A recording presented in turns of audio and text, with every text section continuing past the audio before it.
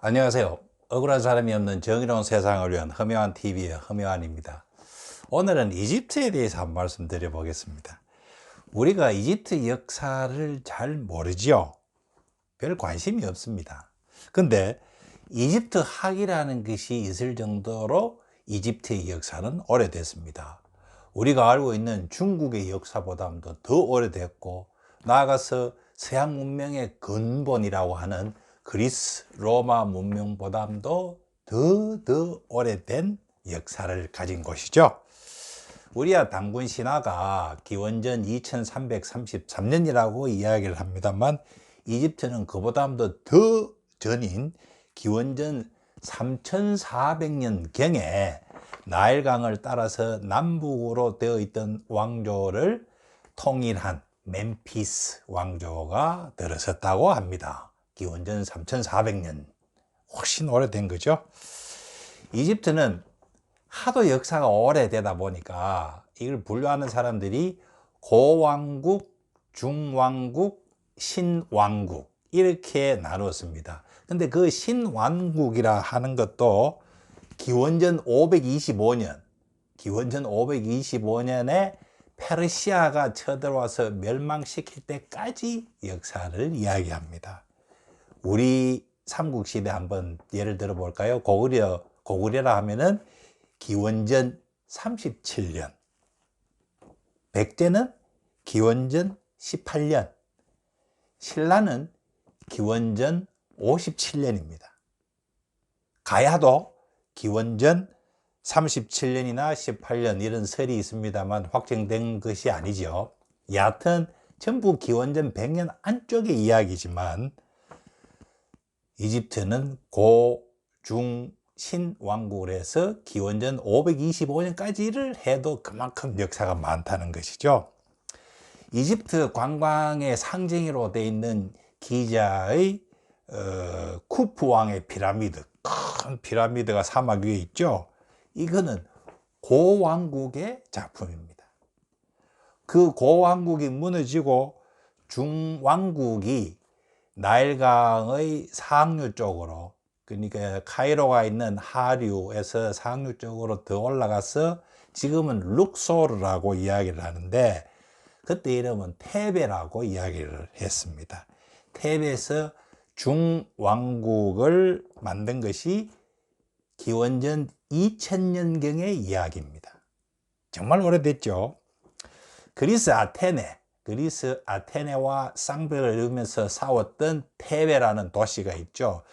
저도 처음에 아니 그리스에 테베가 있는데 왜 이집트에 테베가 있지 했는데, 실제 이 이집트 테베에 있던 이집트의 왕족들이 권력 투쟁에서 밀려난 사람들이 그리스로 가서 테베를 건국했다, 이렇게 이야기를 하는 것이 요즘 다시 이야기가 되죠. 이게 이른바 블랙 아테나라는 이야기입니다.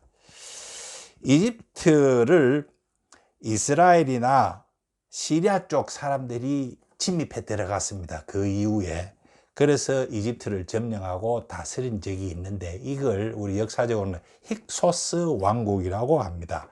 이것 때문에 중왕국이 몰락을 했죠.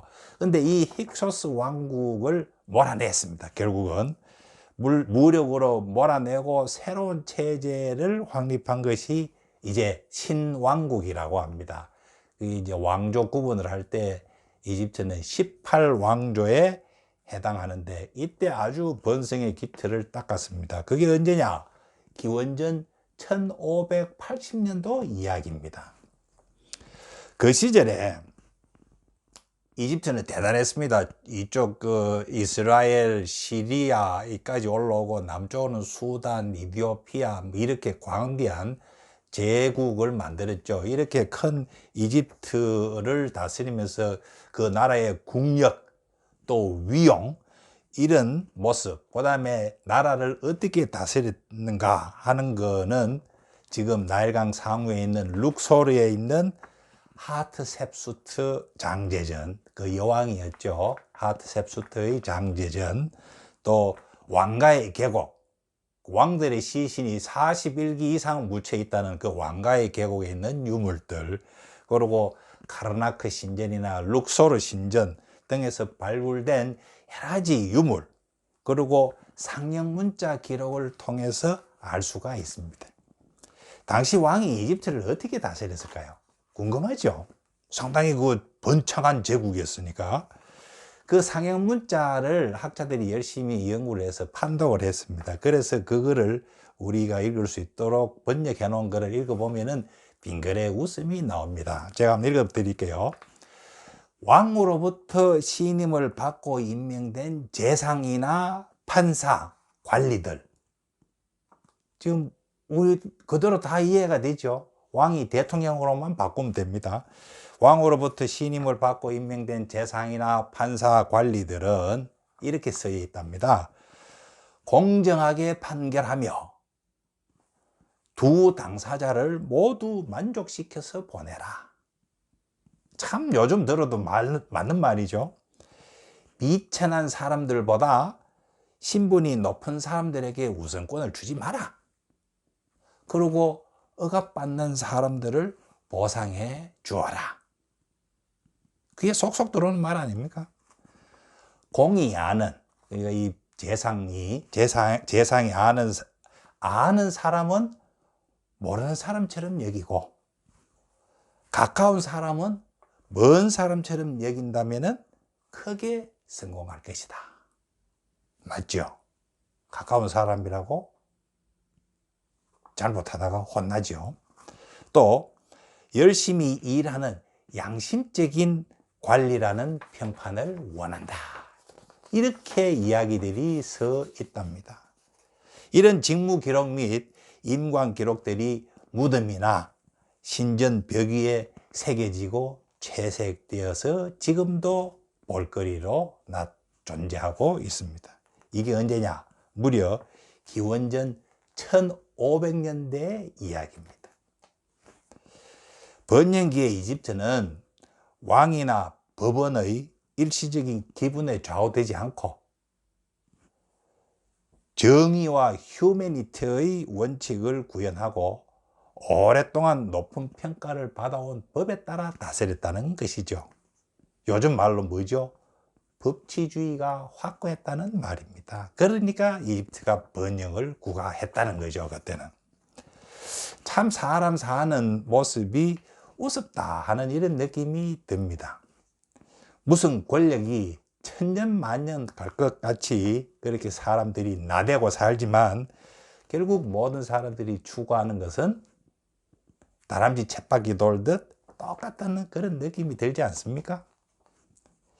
3,500년이나 지난 2021년 4월 대한민국의 모습은 어떻습니까? 4월 7일 재보궐선거에서 서울 부산시장에 대한 지지를 보면은 더불어민주당의 완패죠.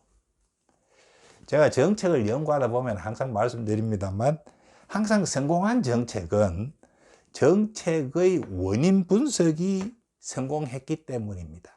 원인을 정확하게 알기 때문에 대책을 정확하게 세우고 성공을 한다는 것이죠. 문재인 정부는 4월 7일 재보선 참패의 원인을 뭘로 보느냐 하는 것에 대해서 저는 기회는 평등하고 과정은 공정하며 결과는 정의로울 것이라고 입에 혀같이 참 사람들의 마음을 휘어잡았습니다만 결국은 그 말대로 못했기 때문에 저렇게 무너진 것이죠. 지난 주말 4월 7일 재보선 이후 문재인 대통령은 총리를 비롯한 개각을 시행했습니다. 그 모습을 보면서 문재인 정부는 4월 7일 재보선에서 표출된 민심을 정확하게 읽지 못하거나 아예 외면하고 있는 것 같다 하는 이런 느낌이 듭니다. 온전한 인사라면은 정권 말기에 청문회에서 온갖 수모를 겪고는 몇 달짜리 장관 하려고 하지 않겠지요. 결국 남는 사람이 누굽니까? 차관에서 뽑아 올려서는 관료들, 그리고 주나 사나 같이 가는 자기 편 사람들, 딱 두 가지밖에 안 남죠. 이번 개각을 자세히 살펴보십시오. 이 공식이 딱 들어맞는 개각입니다. 이런 개각으로 4월 7일 재보선에서 거칠게 보여준 국민의 분노한 마음을 달랠 수 있겠습니까? 더불어민주당 원내대표도 결국은 민심에 부응하는 인사라기보다는 정치 경력상 거기에서 거기로 가는 것이 맞겠다 하는 윤호중을 뽑고 말았죠. 의회 권력 180석은 여전하다는 믿음, 국민의힘은 아직도 질이 멸렬하고 언제나 요리 가능하다는 믿음 등으로 이번 민심의 날카로운 채찍질을 무덤덤하게 넘겨버리는 그런 모습입니다. 이집트라고 또 옛날 일이라고 당시 왕조의 교훈을 무시하면 안 되겠지요. 민심을 거스르고 말로가 편한 정치인이 절대 없었다는 것을 어떻게 하면 머리에 각인될 수 있을지 참 걱정스러운 그런 정국이 흘러가고 있습니다. 감사합니다.